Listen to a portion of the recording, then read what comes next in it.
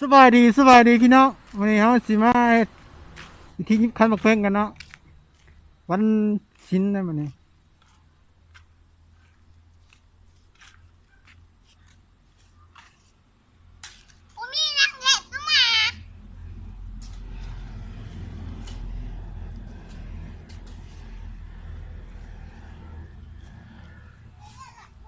เป็นได้นี่ยิบ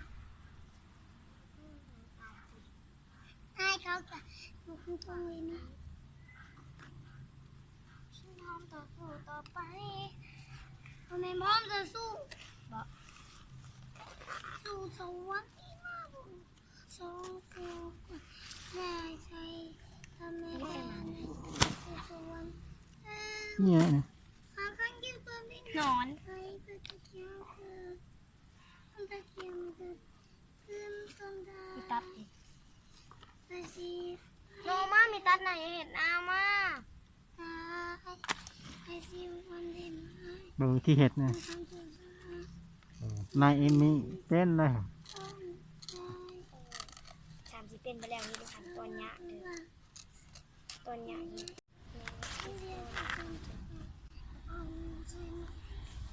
ยกที่มีแต่มาอีกละบิน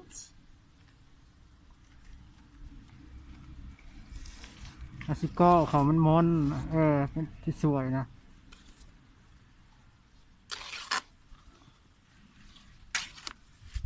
หนูอย่าเหยียบใบตองจะไปหามีตาแดงดื่นไปบ่หายเลยไหนบ่เจียให้เอา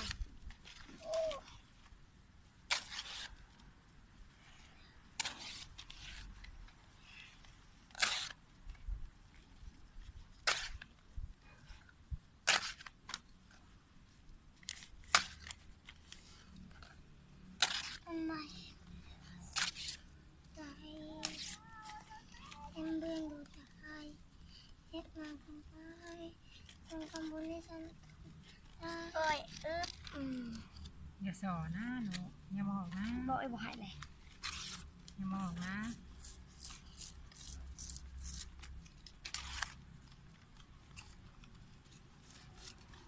ยากเพิ่นบอกนี่แหละ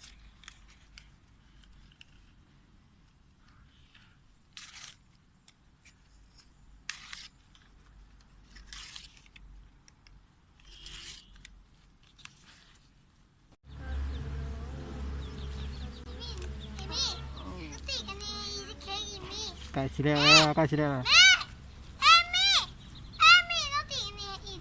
นายเอมี่ยิบคันบักเพ่ง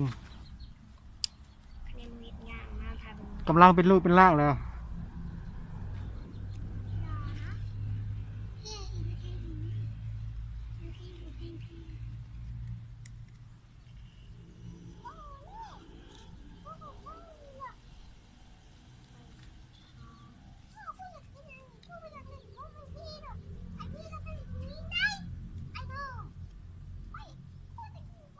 ตอกเลยนะเบิ่งไหมเบิ่งกันเราจะเอายิบมากันแล้วนั่นนี่สำเร็จทำนี้มาแล้วของนายเอมี่คนสวยเป็นได้นายมี่ก็ เอาไปสั่งนี่เอาอะไรนี้ เอาวันนี้ยิบเลย